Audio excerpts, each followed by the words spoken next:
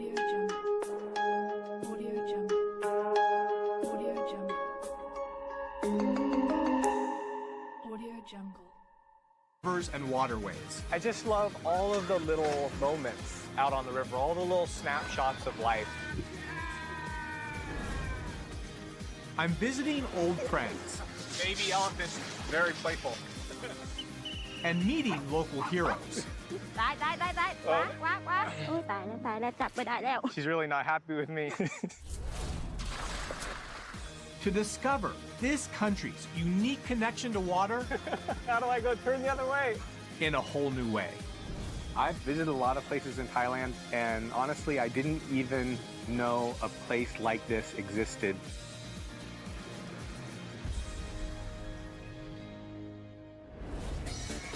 I'm starting my trip at the perfect time. I'm in the middle of the world's largest water festival on Khao San Road in Bangkok. Songkran, as it's known, marks the start of the Thai New Year and of the rainy season. For 3 days every April, the entire country shuts down to engage in a nationwide water fight. And it's a great mix of people, young Thai people, tourists from all over the world.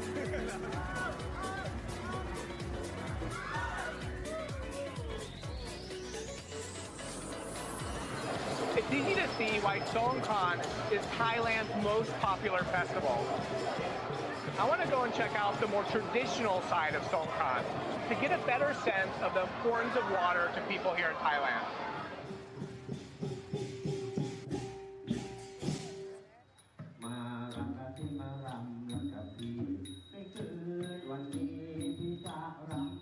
I'm at King Rama II Memorial Park. And I'm here because this is where families celebrate a more traditional side of Songkran. This centuries-old festival goes back to the roots of the Thai people. Tied to farming communities, it was a time to give thanks for a good harvest and to mark new beginnings. So this is how I imagine Songkran like 100 years ago. This is a song a rice farmer is singing. He's trying to flirt with a girl that he likes.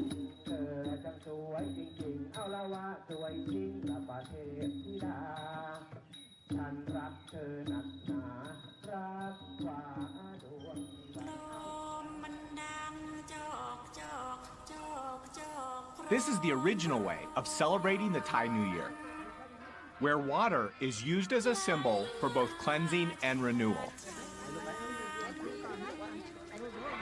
เอาลูกตักน้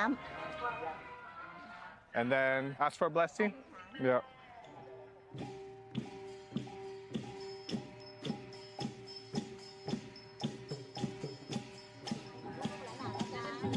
Water is also used to honor one's elders and get their blessings in return.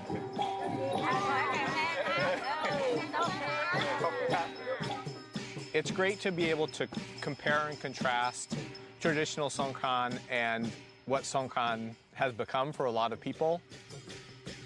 That's the way Thailand is. In Thailand, you get this great mix of tradition and contemporary ways of celebrating.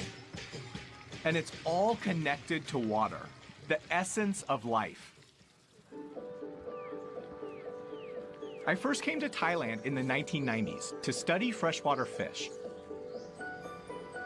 I spent a lot of time on rivers, traveling up and down rivers, and it was clear to me how connected people here are to rivers and water. And that's why I've come back.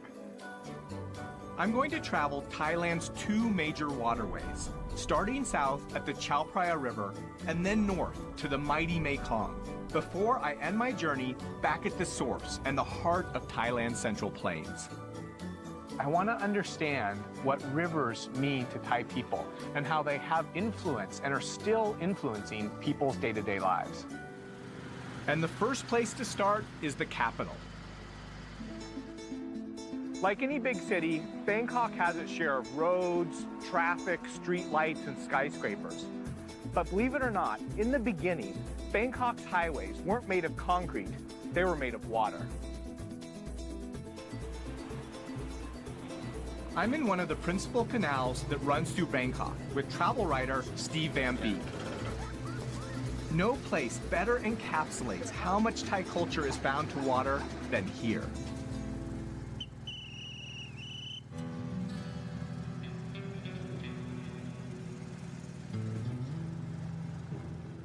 This is the postman? Yeah. Sawadee krap. Can I send a postcard? Yes. Yeah. So just like a normal postman, he has his bag of mail and does a couple miles on the river every day. My friend doesn't live on the river. Is this okay? Yeah.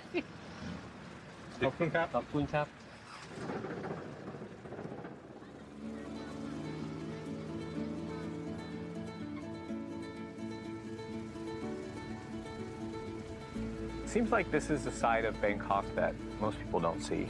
Yes. Life here is still a bit like it was in Bangkok about 30 years ago. In other words, boats are still used to get into these areas that the roads don't reach. It's their principal form of transportation.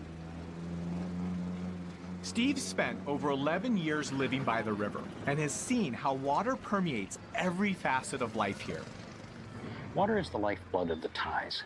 If you understand the importance of water in the development of Thailand's agriculture, its commerce, its history, etc., and if you look at water values as they take place in daily life and such, I think you have a pretty good understanding of who the Thais are and what's important to them. I can see why Bangkok was once called the Venice of the East. Most of the city once consisted of a labyrinth of canals that were built hundreds of years ago. Thais recognized early on was that instead of being an obstacle, water could actually be a facilitator of economic growth, transportation. Today, these canals have all the modern amenities of a normal city. From postal services to even floating banks. But population growth, urbanization, and pollution have taken a toll on the health of the river, negatively impacting communities and marine life. And not many of these canals have survived. Most of the canals were paved over to make roads. Once we went to road transport, we kind of turned our backs on the river. Though there are communities here who still cherish and celebrate this riverine way of life.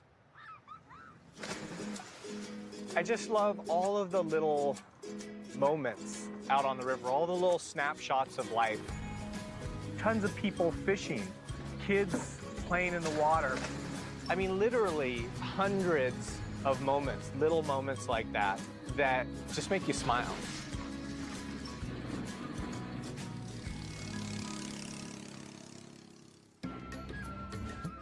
Thailand's waterways aren't just a conduit for transport and trade. The rivers themselves are also a source of sustenance. And even in some of the most inhospitable places, Thais have managed to find ways to harvest from the land. I'm heading southwest to an intersection where the rivers meet the sea. This place is a hot, muddy swampland. And the salt levels in these intertidal zones would kill an ordinary plant in hours. But it's in these mangroves where something remarkable happens. On previous research trips, I've caught everything from giant freshwater stingray to small black-tipped reef sharks right in this region. It's one of the most biologically rich and complex ecosystems on Earth.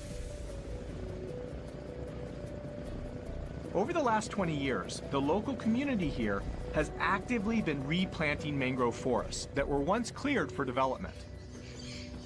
And as the forests has come back, life in this area has come back too. And with the life, people's livelihoods. During high tide, this entire area is underwater. Even so, local people have found some ingenious ways to make use of this piece of real estate. And it all happens at low tide. As the ocean waters recede, they leave behind mudflats that extend far out to the horizon. impossible to cross by boat or on foot. People here use these giant wooden skis or surfboards. The same way that you might use snowshoes to move across the snow, people use these big boards to mud surf, to move across the mud to collect small clams.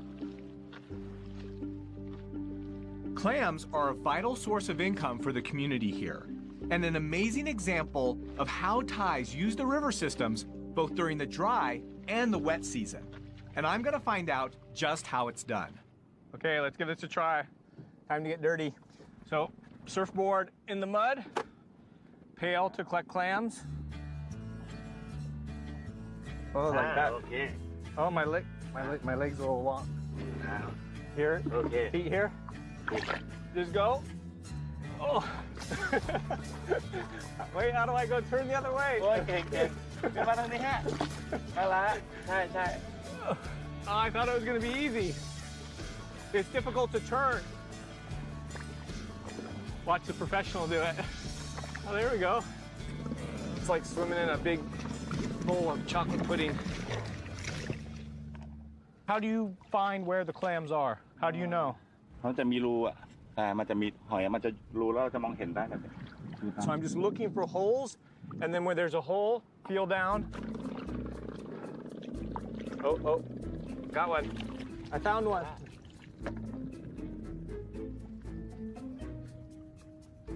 Ah! Reaching down in the hole, more often than not, I didn't get a clam, I got a crab. And as I grabbed onto the crab, they grabbed onto me. Ah! Gotta watch where I put my fingers.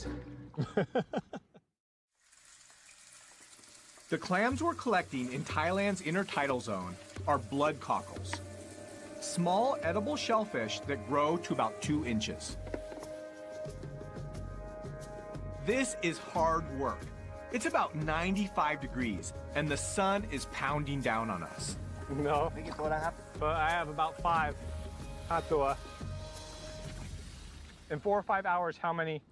Can you get a bucket full? ถ้าเก่งๆก็ได้ประมาณเป็น10กว่าโล10กว่ากิโล 10 kilos, 20 pounds of clams in 4 hours, if you're good. But so far, I only have 6.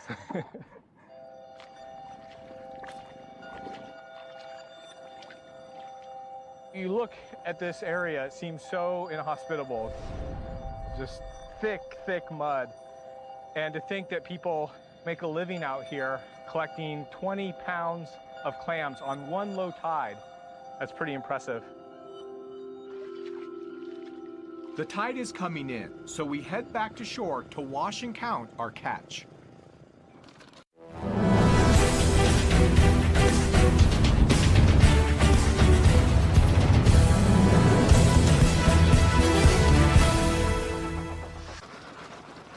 So how much can you sell these for? Lola Tarai Cup? 100 baht. 100 baht. So about 100 baht. So about $3 for 1 kilo. I've only collected half that, $1.50 on the market. But now that my work's done, it's time to cool off. This whole location has become a destination for ecotourists. People that come out, they want to see the stored mangrove. They want to see the monkeys. They want to play in the mud. And even the surfboards, they found a way to use them not only for work, but also to have a good time.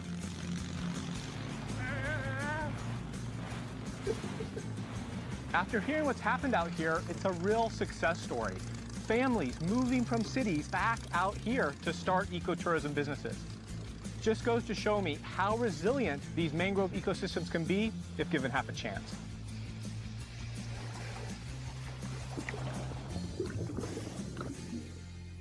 Next, I'm hitching a ride on the river to the ancient capital of Ayutthaya.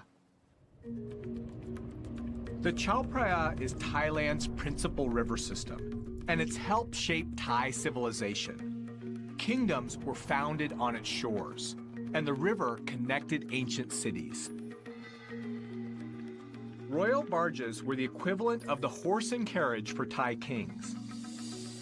Artisans typically handcrafted these 130-foot-long boats from a single teak tree, adorning them with gold lacquer and glass jewels. Originally built as warships over 7 centuries ago, today they're used in official state ceremonies, and one has even been declared a maritime World Heritage. The river was also the main highway for commerce and trade. For centuries, barges like this have been transporting construction materials like sand and gypsum, and goods like sugar and rice up and down Thailand's rivers. These rivers were the economic superhighways of the pre-20th century, and barges like these helped build the country. I want to find out why these barges are still needed today, so I figured the best way is to jump on board one. เดี๋ยวเอาเรือนี้ออกไปแล้วไปขึ้นตรงกลางน้ำ First thing I saw when I get on the barge is a dog. And I guess he's feeling territorial because I'm on his boat.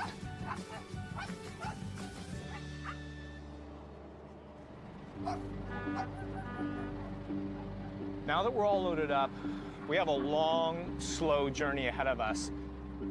It's going to take us over 20 hours to cover just 62 miles. Which is pretty crazy if you think about it, because a truck could cover that same distance in about 2 hours. We're heading toward the city of Ayutthaya. Only 100 years ago, this river was filled with thousands of barges. Nowadays, as roads become the more popular method of transportation, the barges are dying out. I wanted to ask steersman Pramod what kinds of goods he carries and why. อย่างขนข้าวอย่างเงี้ยมันเอาไปเยอะกว่าประหยัดน้ำมันกว่า And so people still use the river like they did before. ใช่ใช่ถนนก็ไม่ติด I guess it makes sense. You can move more goods more cheaply if you're not in a rush. Pramod lets me have a go at the wheel, but not before a crash course in towing 3 92-foot-long barges carrying over 1,000 tons of soil. What happens if I need to stop the barges? If I turn the wrong way, I have to stop the barges. How do I stop them? แต่มันไม่มีเบรกเวลาจะเบรกเราต้องถอย เข้าเกียร์ถอยหลัง He says, no brake. So you imagine all of that weight, all of the inertia. It's impossible to stop. So go slow, just drive slow, be patient. ใช่ใช่ครับ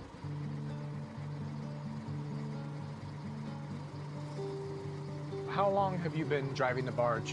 ก็นาน30 ปีได้แล้วพ่อแม่ขับเรือปู่ก็เคยอยู่เรือแปลซุงที่จังหวัดน่านล่องมาเมื่อก่อนไม่มีเครื่องไง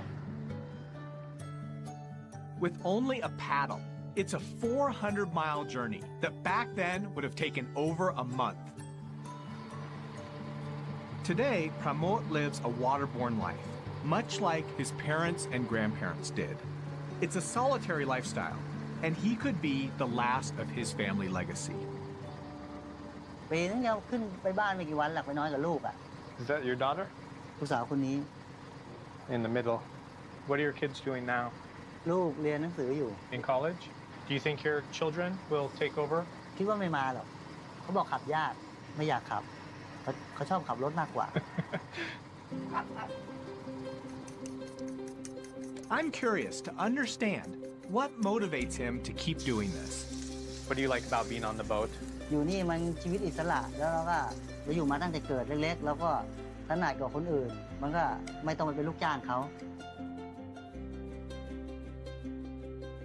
You know, being out there, I got a sense for what that life is like. In many ways, life on the river is like taking a step back in time. Things seem more calm, more relaxed. Life seems to move at a slower pace. And that feels good. Having said that, I need to reach Ayutthaya before dark. So I say my goodbyes to Pramod and hop on a slightly faster mode of transport. Barges transported materials up and down rivers and helped build the Thai nation. But once goods got to port, there were no trucks or cars to get materials to their final destination. So people looked for the biggest, strongest thing they could find, elephants. I want to get a sense for just how these mighty pachyderms helped build the Thai nation. So I helped the mahouts We brought a few elephants down the river for their evening bath.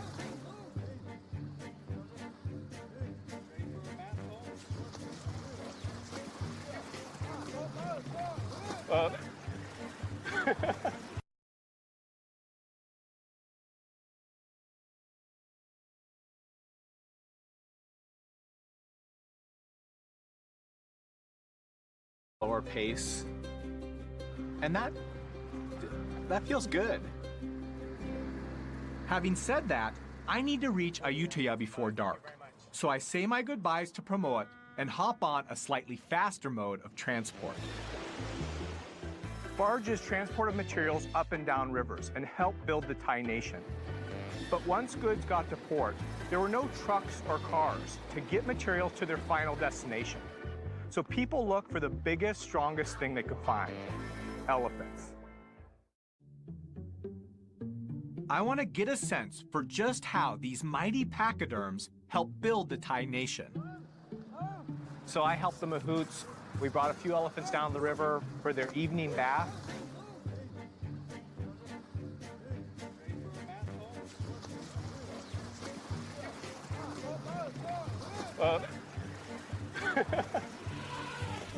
Elephants, they're just these massive, intelligent animals.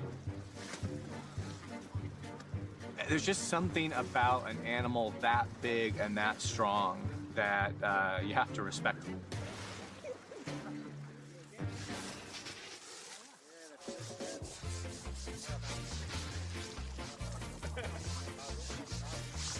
Changi, are you Thai?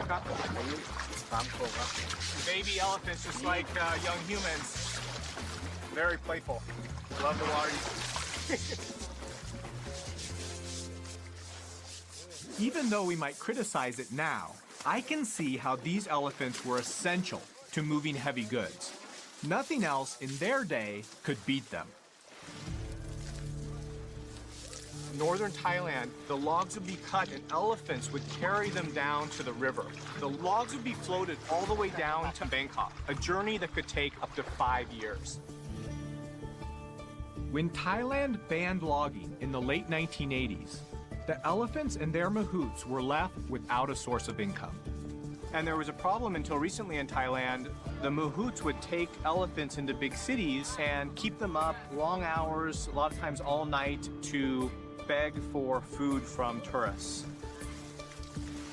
So the camp that I visited rescued elephants from unhealthy situations and provided them with the food and the care that they need to keep them healthy. Considering there aren't a lot of other alternatives, it's one solution.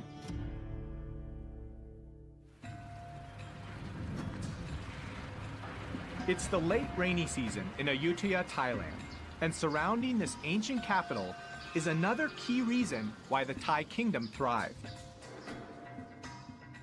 Rice is at the center of life in Thailand.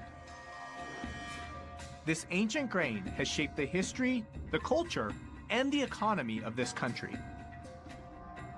I'm heading out to the central floodplains to find out how these rice fields provide a seasonal bounty. All of this fertile land around me is part of the Chao Phraya River Basin. And these fields produce enough to feed almost half the Thai population. But it's not just rice you can find in these fields. I met a woman named Mali who offered to show me how to catch fish out of rice fields. Yeah, sounds crazy. Fish in fields. The first step was to catch small frogs. No. Got it, I got it. We were running through the mud, looking for small frogs. There were little frogs in the mud on the edge of the water, and Molly was just yelling at me, Zeb. But it was harder than it looked. They're so sneaky, aren't they, Molly? Molly's teaching me how to catch bait, the bait that she uses for snakeheads, and this is one of the snakeheads' favorite prey. but she's really not happy with me. ได้กี่ตัวแล้วน่ะ Only one. นี่แจนจับเขียดไม่เก่งเลย How many frogs do we need for bait? 20 กว่าตัวก็ได้ แล้วปัก So เบ็ดไม่มาก we have 5. She said that we need at least 20. นี่อีกตัวนึงเนี่ย Says that not good way. Oh, เอาได้ไม่ได้ We finally got enough frogs to start fishing. เราต้องไปปักเบ็ดก่อนใช่ไหมจะ Yeah. จับเขียดแกะเบ็ด it's very simple. Just a small piece of bamboo, a string, and a hook. And Mali makes these herself at home. เราจับเขียดมาแล้วเราก็นี่ไง Sorry, buddy. แล้วเราก็ปักเบ็ดไม่ต้องให้เขียดจมน้ำ We're fishing for snakehead. It's one of the more common fish in the rice fields. It'll sneak up, it'll sense the movement of the prey of these frogs on the surface of the water and to ambush predators. It'll sense the movement and then strike. Mali, the snakeheads, aroy, mai? อร่อย Aroy.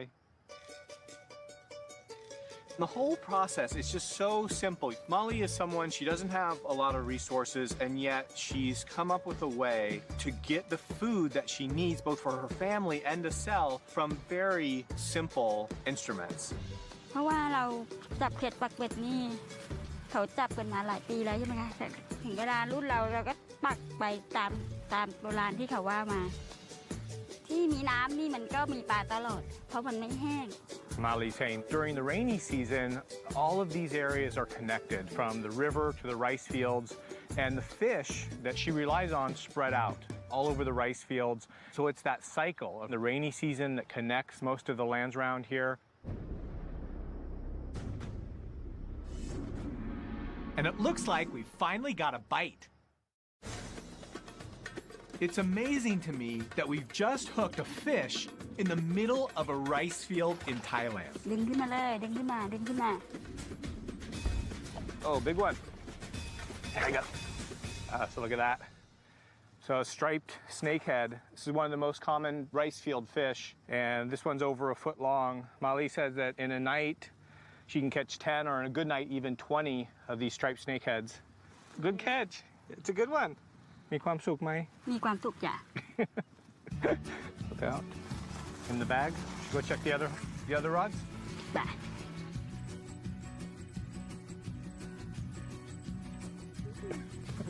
You know, think of all the things that she's getting from the water. She's getting fish, the rice, frogs, snails, crabs, shrimp, all supplied to her from a small bit of land that she has and from the river and the water.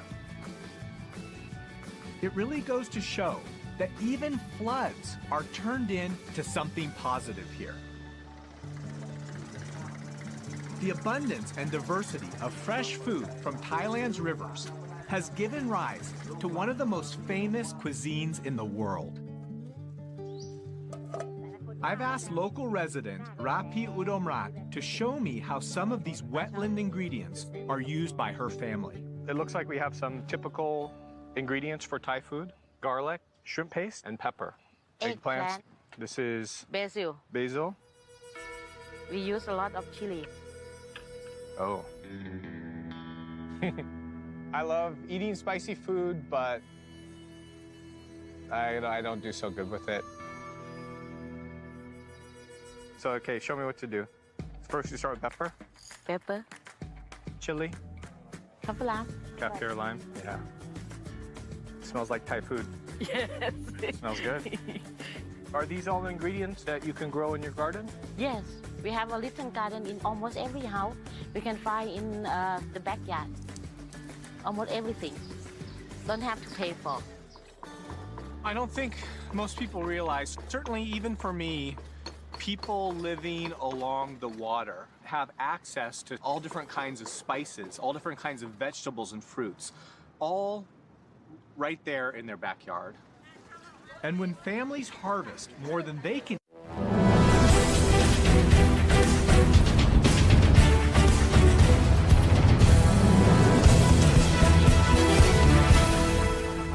the river itself provides the space to sell it. When we almost finish, we feel sticky. Yeah, it feels sticky now. You like to try it? Sure. Oh, Is it spicy? a bit. For Thai. ฝรั่ง I don't know. Wow. Yeah, spicy.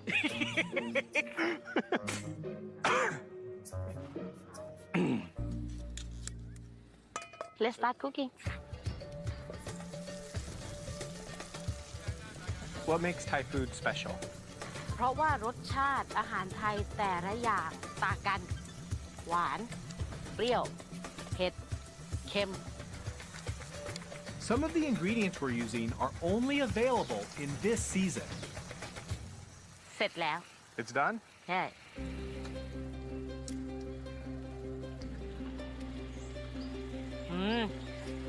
Very good, yeah. We're heading out to have our meal on a boat with Rapi's aunt. I want to find out how families here utilize this seasonal bounty. Some curry. Thank you. Were there a lot of fish in the river back then? ปลาเยอะมาก พอน้ำขึ้นมาก็จะมีปลาเล็กๆเราก็จะสามารถจับปลาด้วยมือเปล่ากุ้งแม่น้ำด้วยทานจนเบื่อ She has some great stories about what it was like living on the river when she was younger. There were so many fish and crabs and shrimp that they would get tired of catching them.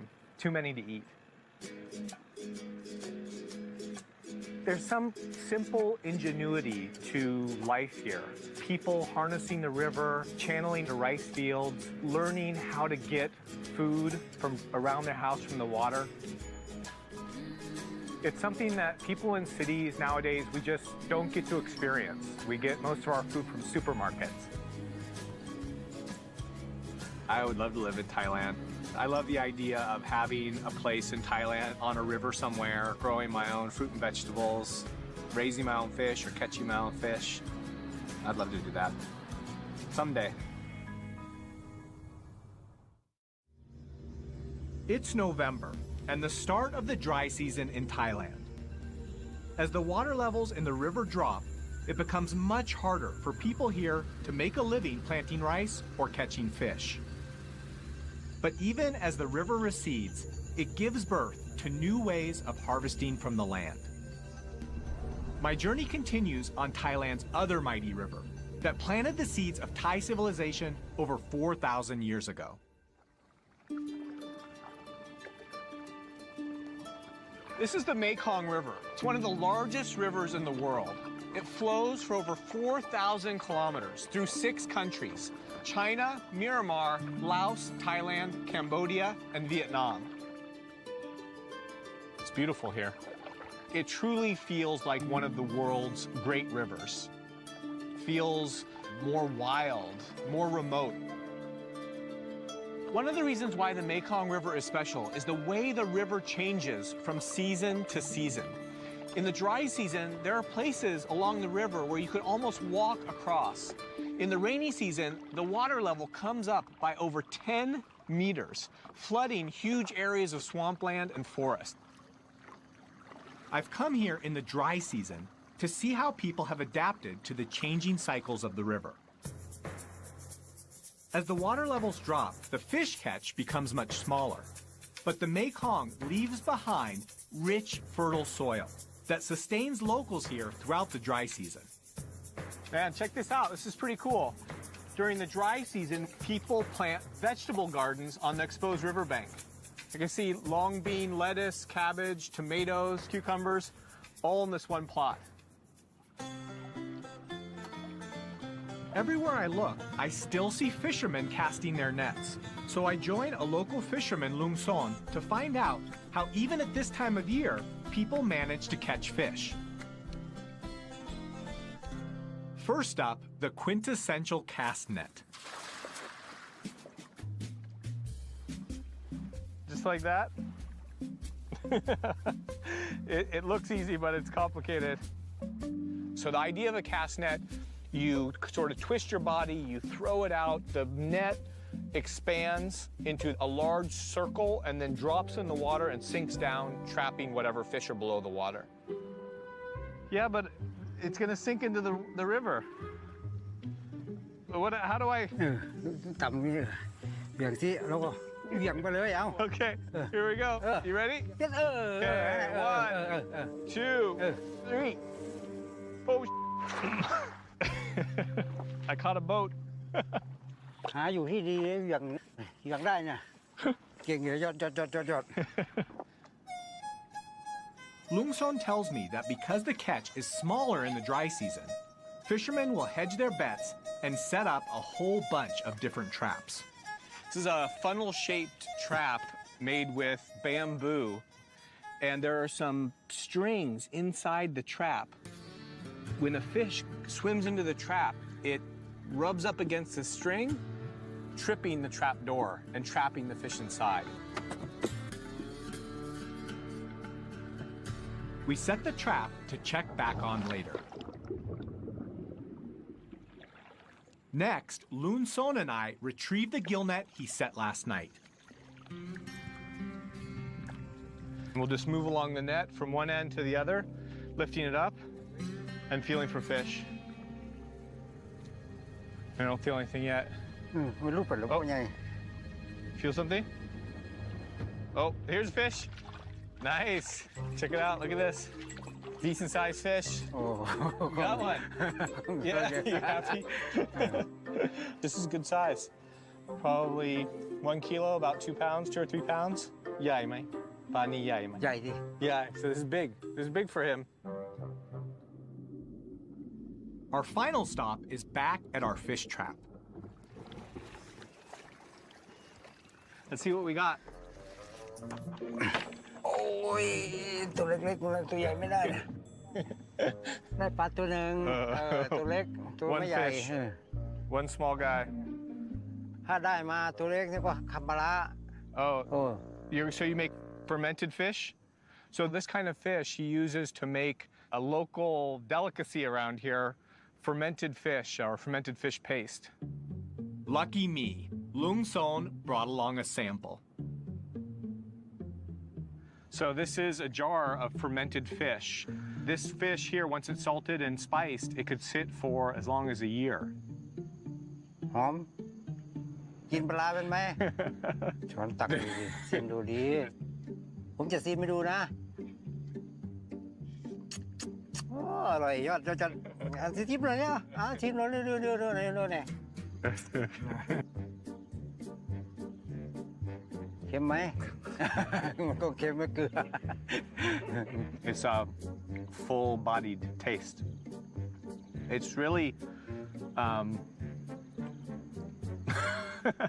salty.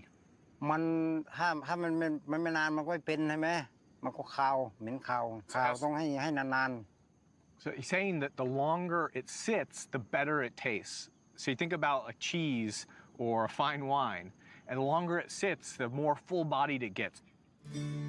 อยากมาอยู่เมืองเชียงคานไหมถ้าอยากอยู่ใช้ชีวิตสบายอยากกินหน่อไม้ก็ขึ้นภูนู่นอยากกินปลาก็ลงโขงแบบสบายแบบพอเพียงแบบว่าพออยู่พอกินแล้วก็พอ It's fascinating to see, at any moment, whether it's the wet or the dry season, people here have learned to make the best of a situation.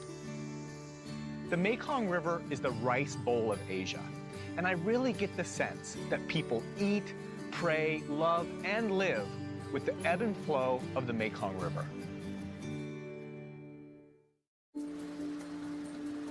Over the centuries, the Thais have harmonized their lives with the seasons. In recent years, though, dams built upriver have made the flow of water highly unpredictable, disrupting the river's ecology and affecting people's livelihoods. So to make sure that they can survive when times get tough, the Thai Department of Fisheries worked out a solution. I'm heading to the Chiang Rai Fisheries Research Center to find out how they're engineering the nation's huge supply of fish. Inside this pond are tilapia, an African freshwater fish known for its quick growth and plentiful meat. It's probably the most popular cultured fish in Thailand. About 200,000 tons of tilapia are produced in Thailand every year.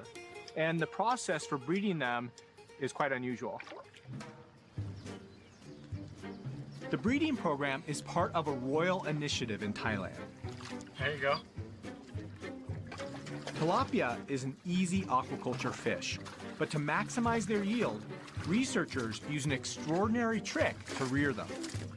Wow. Dua Mia. ตัวเมียไม่มีไข่ Oh, wow. The female fish, their mouths is filled with eggs. So these fish actually keep the fertilized eggs in their mouth.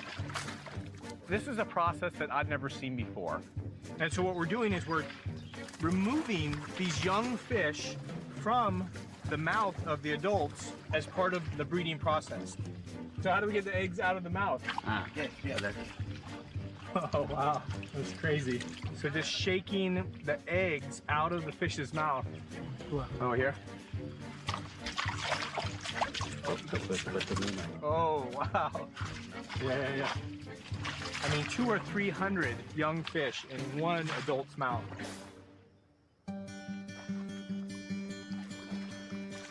The whole point of this process is to collect the young fry and introduce hormones into their feed to change the sex of the fish to male. Male tilapia grow much quicker and larger than females, which equals more fish for farmers to eat or sell. This center is an amazing example of just how much Thai people rely on fish and water. And it's this sense of connection that has led to the call to preserve the country's wild water havens. I'm heading back to the Central Plains to look at a conservation project at the heart of Thailand's river systems.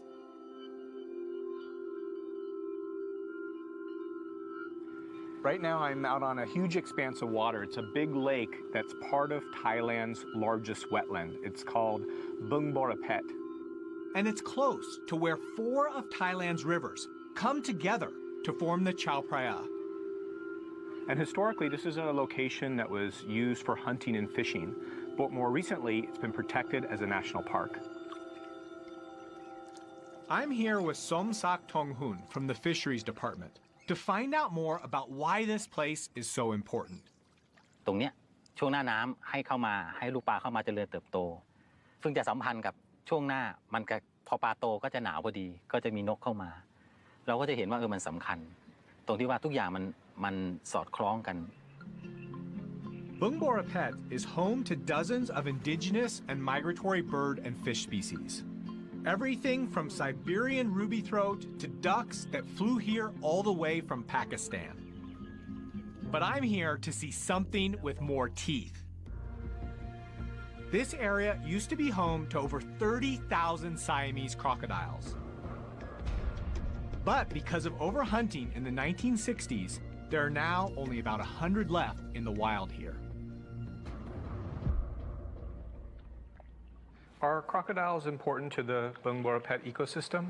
จระเข้เนี่ยนะครับถ้าพูดถึงในแง่แล้วเนี่ยเป็นสัตว์ที่ช่วยควบคุมระบบนิเวศยังเป็นตัวที่จะบ่งชี้ถึงความอุดมสมบูรณ์ Thankfully, conservation efforts here are helping their numbers rebound. I've visited a lot of places in Thailand, been to a lot of different rivers, but I've never been here. And honestly, I didn't even know a place like this existed. And it feels like a place where water is very important, the most essential element.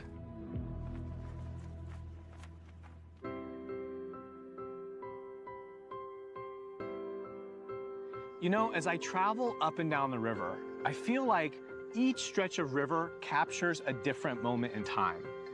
And if I put that timeline together, I can see the past, present, and future possibilities for this country. And I've learned the vital role that water and rivers play in the Thai economy, in Thai culture, and religion. Here in Nakhon Sawan, I've seen how people are starting to think about the river in new ways, how important it is, and taking steps to protect their national